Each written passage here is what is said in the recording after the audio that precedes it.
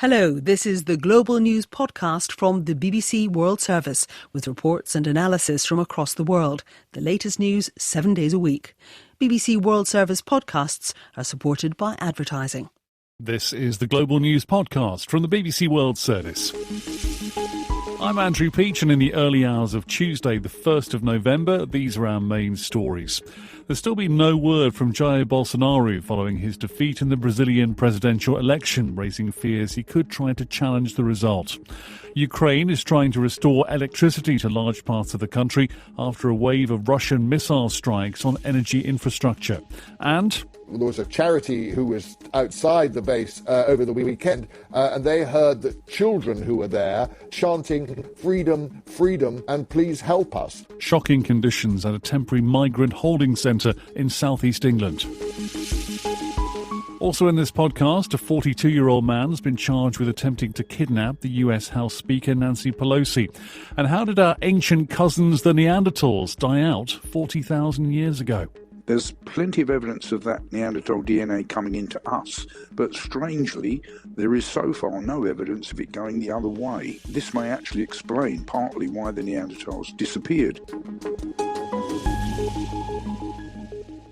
People in Brazil are still waiting to hear whether the country's president, Jair Bolsonaro, will concede defeat after losing his re-election campaign. President Biden is among world leaders who've been congratulating Luiz Inácio Lula da Silva after his narrow victory in yesterday's runoff. But does Mr. Bolsonaro's silence mean he could contest that result? An advisor to the Bolsonaro-allied Republican Party, Luis Gonzalez, told us he'll probably never concede. I don't have any doubt about this. He will never say, "Lula, you are welcome." It's his style. I think that he will not say anything. He accept already, but he don't explain that. He'll be silent. Diego Scardone is a special advisor to the left-wing Socialism and Liberty Party, which is an ally of Lula's Workers' Party. He said Lula would be an effective president. Lula has governed Brazil for 8 years, has accomplished in the economy, in international relations, public security, health, education, achievements that no other government in Brazilian history has achieved. So I'm very confident that Brazilians will support the government. Nick Miles is in Rio de Janeiro. I asked Nick if there's any sign of Jair Bolsonaro. No, Andrew. He was seen very briefly, but it wasn't very illuminating because he was in his motorcade as it left his official residence in Brasilia, sweeping past the waiting satellite trucks to go to one of his office buildings there, where apparently he's been holding meetings with ministers and aides. So, after all that euphoria and or disappointment, depending on your point of view, of Sunday evening, for Brazilians, it's been a real waiting game. Meanwhile, more and more senior political allies of Mr. Bolsonaro, including his former Justice Minister, Sergio Moro, have been coming out recognising Jair Bolsonaro's defeat in the election. And we've just heard that President Biden is among the world leaders who's accepted the result and congratulated Lula on his victory. What's the process of transition in Brazil? Because this happens differently in pretty much every country. On January the 1st, Lula will be inaugurated in Brasilia. So there's a 2-month transition process, during which time senior officials of Mr. Lula will meet some diplomats and some civil servants. Civil servants here are non-political, so that process of giving access to the information in various ministries hopefully will run smoothly for Lula and his team. But there's a possibility that Mr. Bolsonaro's ministers, many of whom are former army generals, could in theory drag their feet. Meanwhile, I suppose that the harder process for Lula will be trying to build some kind of coalition. It is incredibly difficult to build coalitions in Brazil. 31 political parties make up the Congress. Only a fifth of the seats belong to him. So he's going to have to make a really big coalition, maybe 7, 8, 9 different parties. So there's going to be a lot of horse trading going on. Interestingly, here's one quote from Lula when he was president before, explaining just how important it is in Brazil about making those coalitions. He says, in Brazil, Jesus Christ would be obliged to make an alliance with Judas Iscariot if he wanted to run things. Nick Miles with me from Rio. A dozen grain ships set sail from Ukraine on Monday, despite Russia's warning that it can't guarantee the safety of vessels travelling on the Black Sea. Russian missile strikes have again targeted Ukraine's critical infrastructure.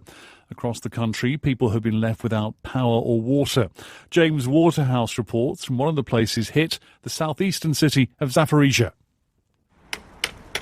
As is often the case with missile strikes, even if buildings aren't directly hit, the force of the blast leaves very little untouched. Smoke can still be seen from the direction of Zaporizhia's hydroelectric power plant. After several attacks over the past few weeks, the city feels less confident and emptier. Pavlo, who's helping his friend clean up their shattered windows, saw the explosion. I expect there'll be more, he says. People are starting to be afraid. They're leaving as it does affect them. It creates pressure. And for Moscow, that's the aim. Kiev says most of Russia's missiles were shot down, but they still landed in western, southern and northeastern areas of Ukraine. It creates an uncertainty which Anatoly, a street sweeper, has got used to. It was flying about 80 meters high. It went down and then exploded. I had a feeling in my chest, as if the Grim Reaper had walked by. Not for me, but for someone else. The strikes come days after Russia pulled out of a landmark grain export deal, blaming a Ukrainian drone strike on its Black Sea naval fleet. The Kremlin warned it would now be dangerous for ships to continue the journey from Ukrainian ports. The grain exports are seen as essential to avert a global food crisis. Lloyd's of London has suspended writing some insurance cover for shipments until it gets more details on where the deal stands. For now, it appears Ukraine and the UN are calling Moscow's bluff by continuing to send another dozen vessels today. A 42-year-old Californian man has been charged with attempting to kidnap the Speaker of the House of Representatives, Nancy Pelosi. The Justice Department has said he had tape, rope and other materials indicating he'd intended to tie up Nancy Pelosi. Our West Coast correspondent is Sophie Long. Federal prosecutors have charged the man accused of breaking into the Pelosi's home and battering Paul Pelosi with a hammer with attempting to kidnap Nancy Pelosi and assaulting the relative of a federal official. The authorities say when the suspect broke into the couple's home, he shouted, "Where is Nancy?" and was carrying a rope, a second hammer and zip ties. Such charges are normally dealt with by local authorities. Assault becomes a federal crime when there is intent to intimidate or interfere with the work of a federal official.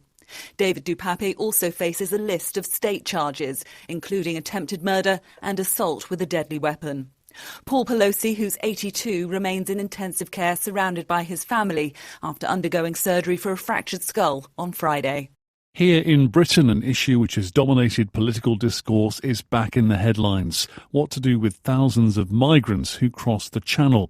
A holding centre near the southeastern city of Dover has, according to the local MP from the governing Conservative Party, become overcrowded and dangerous. The Interior Minister, Suella Braverman, who's already under pressure over breaking ministerial rules, has been accused of failing to sign off measures which could have improved conditions there. This was her response in Parliament on Monday evening. I was appalled to learn that there were over 35,000 migrants staying in hotel accommodation around the country at exorbitant cost to the taxpayer. I instigated an urgent review. Home Secretary. I pushed officials to identify accommodation options which would be more cost-effective and delivered swiftly while meeting our legal obligations to migrants. The BBC's home editor, Mark Easton, spent the day at the detention centre in Manston. I asked him what conditions are like. This is where migrants who've arrived in small boats on the Kent coast are taken to be processed. It's something that should take perhaps a few hours, maybe a day or so at most. But such is the crisis in the asylum system in the United Kingdom that we know of families who've been there for over a month. There are 4,000 people sleeping on basically camping mats on the floor of sort of temporary marquees which have been erected in the grounds of what is a former military airbase. We know that there is an outbreak of scabies at the moment. There's also been diphtheria. We're told there's been one case of MRSA. There was a charity who was outside the base over the weekend, and they heard that children who were there chanting freedom, freedom, and please help us. So I don't think conditions are particularly good, to be fair. The Minister, Suella Braverman, has only been in the role for a few weeks. What's the controversy about her decision-making leading to the sort of conditions that you're describing? So the asylum system in the UK is basically gridlocked. You've got 127,000 people still waiting for an initial decision. That's kind of quadrupled in the last 4 years. That means there's no accommodation for new arrivals. And so the Home Office has basically been forced to requisition hotels around the country to put asylum seekers in. 35,000 of them are now in hotels, which is costing the UK taxpayer £7 million every single day. Now, that's obviously something the new Home Secretary, who is very much from the sort of Brexit wing of the party, is very upset about. There were suggestions that she had not got extra hotels, making the situation worse at the Manston Centre. But that was something, as you've been hearing, that she denied today. She says she has actually got 30 extra hotels on her watch. Mark Easton in Dover. Back in June, shocking videos started circulating online showing Moroccan and Spanish border guards in violent clashes with African migrants. The videos were filmed on the tiny piece of land where Morocco meets Spain, a gateway into Europe. 24 people died in the incident and dozens more are still missing. At the time, Moroccan officials said the deaths happened in a crowd crush. But my colleagues at Africa Eye have been gathering testimonies from survivors. They've verified dozens of videos and gained exclusive access to the border post to uncover new evidence and piece together the most comprehensive investigation into this tragedy. Ed Thomas has this report, and just to warn you, there is distressing audio from the outset. This was one of the deadliest days on Europe's borders. That's the sound of a smoke bomb being fired into a group of people as they tried to climb the border fence to get to Spain. Footage from that day shows Moroccan security forces throwing them to the ground and beating them with batons. Other videos show hundreds of people lying side by side on the ground inside the border post. Many have their hands tied behind their back. Some are bleeding from the head, and some aren't moving at all. We spoke to survivors who said they were left there injured without any medical care for hours. I saw 3 of my friends die there and then. The ambulance arrived late. They could have helped those who were still alive. But the security forces stopped the medics from helping the injured. It happened at the border between Morocco and the Spanish enclave of Melilla, a piece of land that is technically part of Europe, but which sits at the top of the African continent. On the 24th of June, up to 2,000 people stormed the border at once. Many have fled conflict in Sudan and were hoping to make it to Europe to claim asylum. Instead, violence erupted. At least 24 people died, and dozens more are still missing. For months, Africa Eye has been searching for the truth about what happened. We sifted through dozens of videos and met many of the migrants who were there. We were the first journalists to gain access to the border post since that day, and made fresh discoveries about Spain's role in how it unfolded. And then in Spain they come and then they tied my hands. This is Yusuf. He says he reached Spanish territory, but the Spanish National Police restrained him and handed him back to Moroccan border guards. Some of them they kicked me. Some of them, they hit me. The ones have a very strong stick that began to hit me in my head. And when they hit me, that I fall down, so I didn't move again.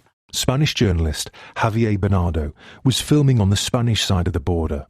His footage shows Moroccan security forces entering Spanish territory to take migrants back to Morocco without giving them the opportunity to claim asylum. I think that the people in Europe don't know nothing about Melilla and the situation, but this is Europe. That situation cannot happen in Europe. Spain says it's processing 133 asylum claims from that day and insists that all rejections at the border were made according to Spanish law. But refugee advocates say the European Union is culpable. This is Marta Lunch, a human rights lawyer in Melilla. Europe is paying countries that have very poor human rights records, that do not respect human rights, to control European borders, and then that's what happens. That's the violence that these policies are causing. Despite repeated attempts, the Moroccan government hasn't responded to our allegations. 75 migrants have been prosecuted or sentenced by Moroccan authorities on charges including violence against law enforcement officers. They're facing up to 2.5 years in prison. But for the survivors, there's no justice. I asked this question to the entire world. Why is human life so cheap? What crime did they commit to deserve that treatment? To die in a country like Morocco, only inches away from Spain and the EU. I didn't die that day, but I'm not alive now. Ed Thomas reporting. Still to come in the podcast, the rise of food banks in the world's richest nation. If you need food, you need food. Since COVID and since everything that's happened in just the economy and inflation, there's this group of people that are forgotten about that make $18,000 to $30,000. We'll hear from the state of Georgia ahead of next week's US midterm elections. First, the US Supreme Court has begun to hear a case challenging the extent to which universities can consider an applicant's race in the admissions process. Our Washington correspondent Nomia Iqbal told me more about the case. The challengers who've brought this case to the Supreme Court are targeting two universities, Harvard and the University of North Carolina. And they are a group of Asian students and white students who say they've been discriminated against. And they're claiming that the institutions have basically shown preference for black and Hispanic applicants. But the universities in question say that they don't do quotas in the admissions process, but by law, they're simply using race as just one factor alongside other things like economic status and religious belief. What problem are they trying to fix here? Well, what they're saying is that, and bear in mind, critics of affirmative action, also known as race-conscious admissions policies, have long argued that educational institutions should explore other ways to achieve diversity. They argue that affirmative action completely discounts people for the wrong reason. And this is the second time in 6 years that the Supreme Court has taken up a case challenging affirmative action. But every time that this has happened, the Supreme Court has always ruled in favour of these sorts of admissions, because it's really worth emphasising that what universities are saying, they're saying, look, this isn't about quotas, this isn't about ticking boxes. It's just, race is just one factor, because historically, after over 100 years of near total exclusion of black students and other students of colour, universities are wanting to bring in larger numbers of students, and they have done for decades now. But they've had the ability to consider the race along with a wide range of other factors. When do we expect some kind of ruling? We're going to hear these arguments for some time, and then the court will issue its ruling next summer. But I should mention that we do now have a very majority Conservative court, and so legal experts believe that affirmative action is likely to end, especially considering that this Supreme Court had no problem overturning Roe v. Wade, the ruling that allowed women to have an abortion nationwide. They overruled that over the summer. So there is an expectation that affirmative action, which has been in place for decades now, could end next summer. Nomia Iqbal in Washington. Staying in the US, next week's midterm elections could have major political consequences. Every seat in the House of Representatives is up for grabs. 35 Senate seats, 36 governorships. They matter because what happens in them could set the scene for the presidential race of 2024. The Senate race in the state of Georgia could change the wafer-thin Democratic majority in the upper house of Congress. It flipped in 2020 from Republican red to Democratic blue for the first time in 28 years. As Razia Iqbal reports, it's the economy that's on the minds of many. I worked for the state for 30 years.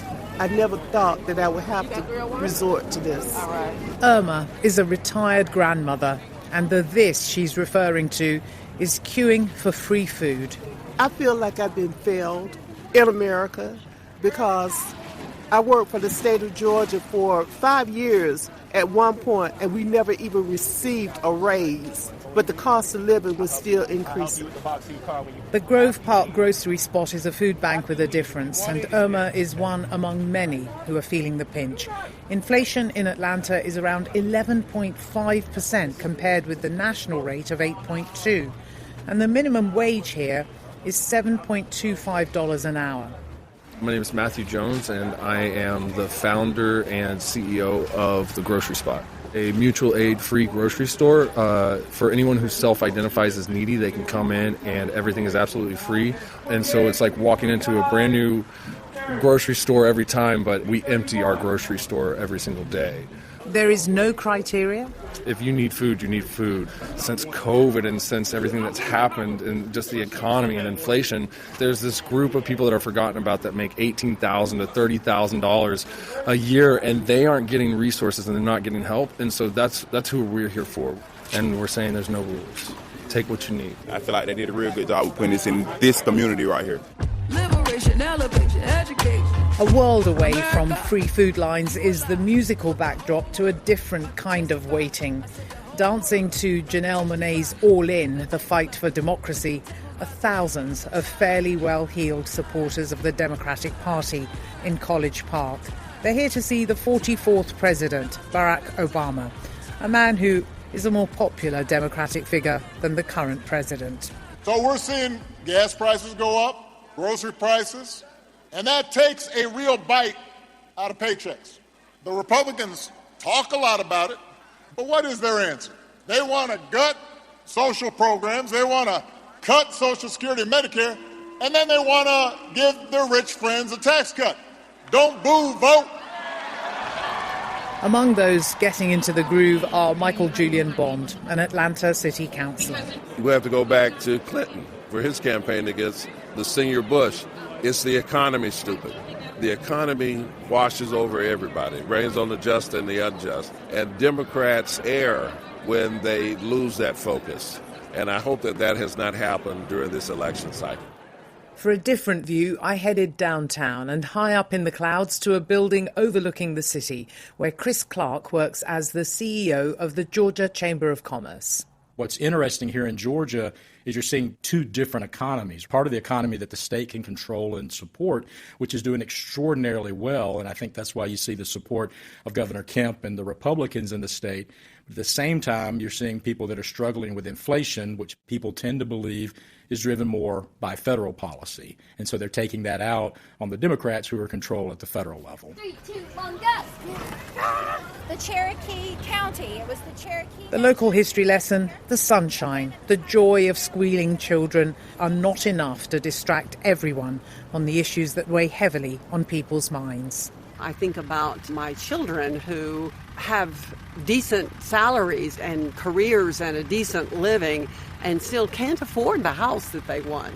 They're going to be looking at sending the grandchildren to college, and how much can they actually save for that out of what they're making right now. And so my concern really is for future generations. That report from Razia Iqbal.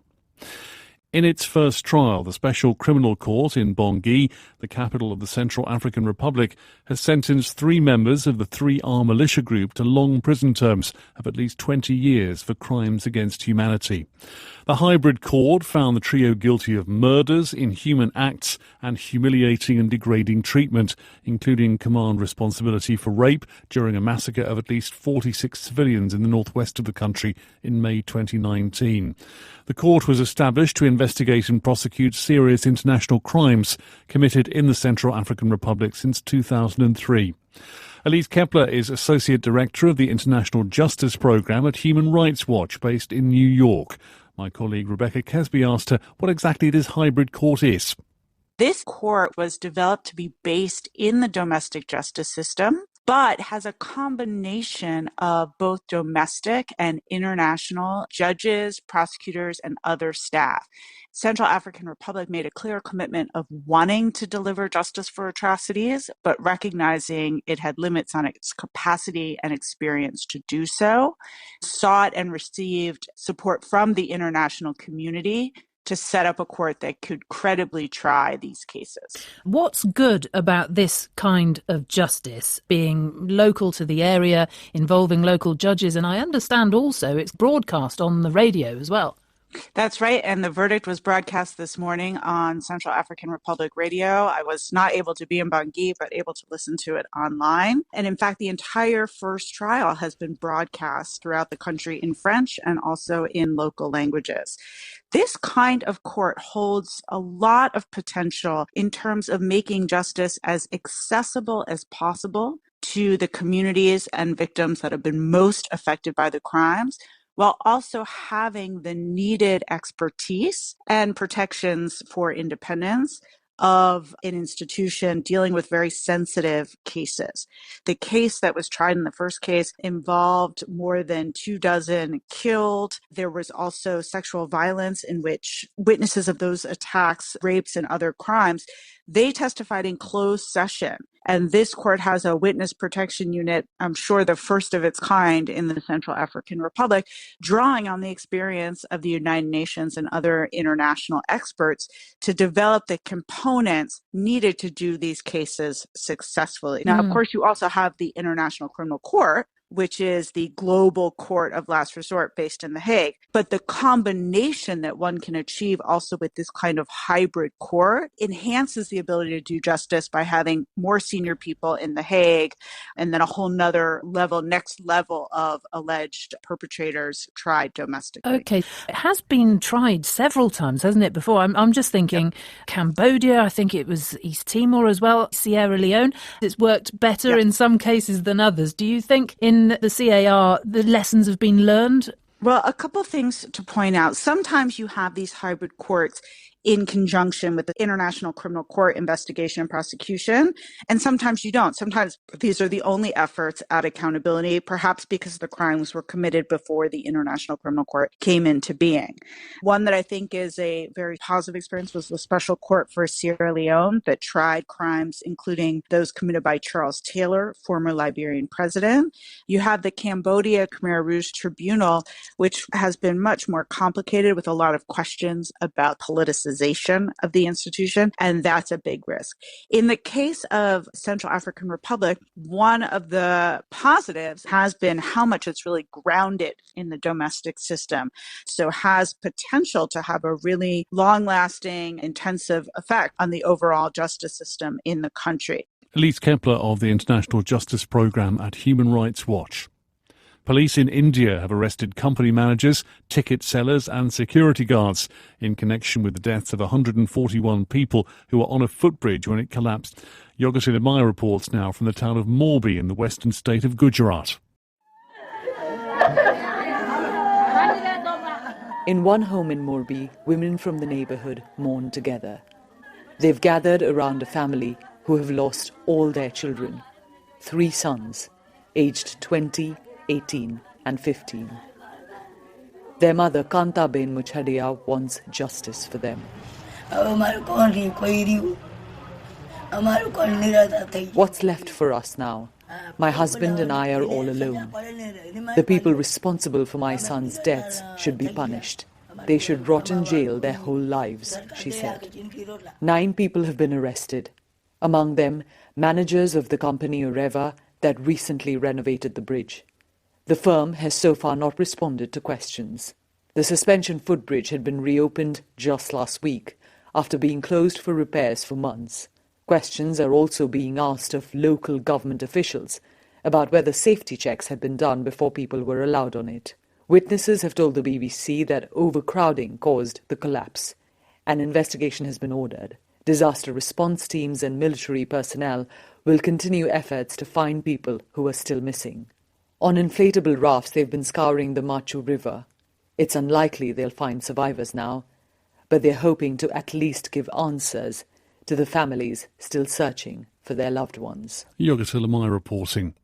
How our ancient cousins, the Neanderthals, died out around 40,000 years ago remains one of the biggest mysteries in human evolution. There may have been a breakthrough, though. A study by researchers at the Natural History Museum in London suggests they may not have become extinct from conflict or disease, but through sex with early humans. Richard Hamilton, tell me more about what they found. This study, which is looking at genetic data, raises the prospect that making love, not war, led to their eventual demise. So basically, they interbred with our ancestors. This would have reduced the number of Neanderthals breeding with each other, diluting their population until they eventually disappeared off the face of the earth. And this is why we, it's thought, as modern humans outside of Africa, have about 2% of Neanderthal DNA. The lead researcher is Professor Chris Stringer from the National Natural History Museum. There's plenty of evidence of that Neanderthal DNA coming into us, but strangely, there is so far no evidence of it going the other way. This may actually explain partly why the Neanderthals disappeared, that their prime-age breeding individuals were breeding into Homo sapiens populations and not into their own populations. Chris Stringer in this study is quoted as saying, without knowing exactly what Neanderthals looked like and exactly how they behaved, we can only speculate about what Homo sapiens would have thought of their relatives. So how Homo sapiens and Neanderthals bred is still shrouded in mystery, unfortunately. But interestingly, studies of chimpanzees, which are our closest living relations, show that they breed by both mutual courtship and something less friendly, so basically forced sex. And if you go into the Neanderthal features that they had shorter limbs, longer skulls, a large wide nose and a big brow on their forehead and large lungs. So they may not be exactly today's version of what we consider to be beautiful, but whatever turns you on, as they say. Richard Hamilton reporting. And that's all from us for now. There will be a new edition of Global News to download later. If you'd like to comment on this edition and the stories we included, drop us an email. The address is globalpodcast@bbc.co.uk. You'll also find us on Twitter @GlobalNewsPod. This edition was mixed by Chris Hansen, the producer was Emma Joseph, and the editor is Karen Martin. My name's Andrew Peach. Thank you for listening, and until next time, goodbye.